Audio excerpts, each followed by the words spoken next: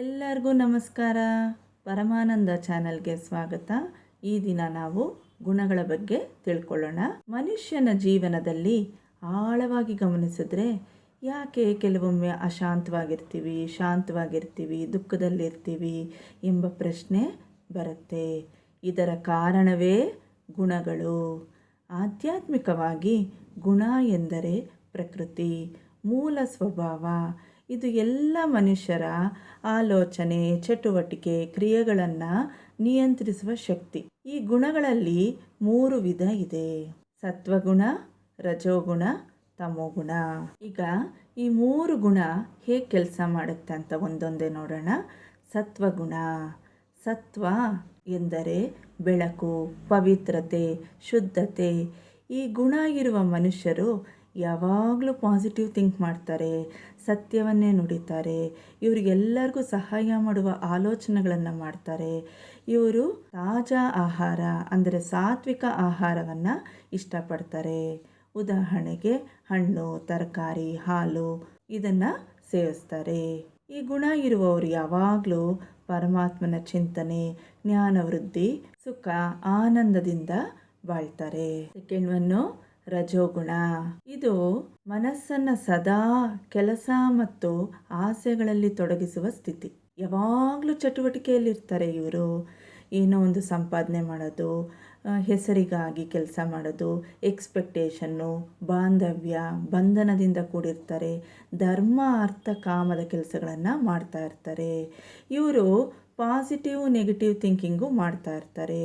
ಈ ಗುಣದಲ್ಲಿರುವವರು ಹೆಚ್ಚು ಖಾರ, ಹುಳಿ, ಮಸಾಲ ಪದಾರ್ಥ, ಉಪ್ಪು ತಿನ್ನುವ ಸ್ವಭಾವ ಇರುತ್ತೆ.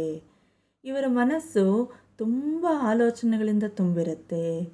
ಇವರು ಅಶಾಂತಿ, ಸ್ಟ್ರೆಸ್ ಲೈಫನ್ನು ಲೀಡ್ ಮಾಡ್ತಾರೆ. ರಜೋಗುಣ ಜಾಸ್ತಿ ಆದವರು ಅಶಾಂತಿಯಾಗಿ ಇರ್ತಾರೆ. ಥರ್ಡ್ ಒನ್ನು ತಮೋಗುಣ. ಇವರ ಮನಸ್ಸು ಭಾರವಾಗಿರುತ್ತೆ ಮತ್ತು ಅಜ್ಞಾನ, ಅಂಧಕಾರದಿಂದ ತುಂಬಿರುವ ಸ್ಥಿತಿ. ಈ ಗುಣ ಹೆಚ್ಚಾಗಿರುವ ಮನುಷ್ಯರು ನಿದ್ರೆ, ಆಲಸ್ಯ, ಸರಿಯಾದ ನಿರ್ಣಯವನ್ನು ತೆಗೆದುಕೊಳ್ಳೋದಿಲ್ಲ, ಸರಿಯಾದ ಯೋಚನೆ ಮಾಡೋದಿಲ್ಲ. ಯಾವುದೇ ಒಂದು ಕೆಲಸ ಮಾಡಬೇಕಂದ್ರೂ ಪೋಸ್ಟ್ಪೋನ್ ಮಾಡ್ತಾ ಇರೋದು, ಕೇರ್ಲೆಸ್ ಆಗಿರೋದು, ಇದೆಲ್ಲ ತಮೋಗುಣದವರು. ನೆಗೆಟಿವ್ ಥಿಂಕಿಂಗೇ ಮಾಡ್ತಾ ಇರೋದು, ಯಾವಾಗಲೂ ಇನ್ನೊಬ್ರಿಗೆ ನೋವು ಕೊಡೋ ಸ್ವಭಾವ. ಇವರು ರಸಹೀನ, ತಂಗಳು, ದುರ್ಗಂಧ ಆಹಾರವನ್ನು ಇಷ್ಟಪಡ್ತಾರೆ. ಇದರಿಂದ ಅವರಿಗೆ ಅತಿ ಹೆಚ್ಚು ನಿದ್ದೆ, ಗೊಂದಲ, ತಪ್ಪು ನಿರ್ಧಾರಗಳನ್ನು ಮಾಡ್ತಾ ಇರ್ತಾರೆ. ಇವರ ಮನಸ್ಸು ಯಾವಾಗಲೂ ಕತ್ತಲಿನಿಂದ ತುಂಬಿರುತ್ತದೆ. ಈ ಗುಣಗಳು ಅಂದ್ರೇ ಪ್ರಕೃತಿ. ಈ ಪ್ರಕೃತಿ ಅಂದ್ರೇ 3 ಗುಣಗಳಿಂದ ಉಂಟಾಗಿದೆ. ಎಲ್ಲ ಮನುಷ್ಯರು ಈ 3 ಗುಣನೂ ಇರುತ್ತೆ. ನಾವು ಯಾವ ಗುಣಕ್ಕೆ ಒತ್ತು ಕೊಡ್ತೀವೋ ಆ ಗುಣ ಮೇಲೆ ಬಂದು ಕೆಲಸ ಮಾಡ್ತಾ ಇರುತ್ತೆ. ಆದರೆ ಈ 3 ಗುಣ ಆಟವನ್ನು ಅರ್ತಿರೋನು, ತಿಳಿದಿರೋನು ಗುಣಾತೀತ. ಇವನಿಗೆ ಚೆನ್ನಾಗಿ ತಿಳಿದಿರುತ್ತೆ ಯಾವ ಗುಣಗಳು ಹೇಗೆ ಕೆಲಸ ಮಾಡುತ್ತೆ ಅಂತ.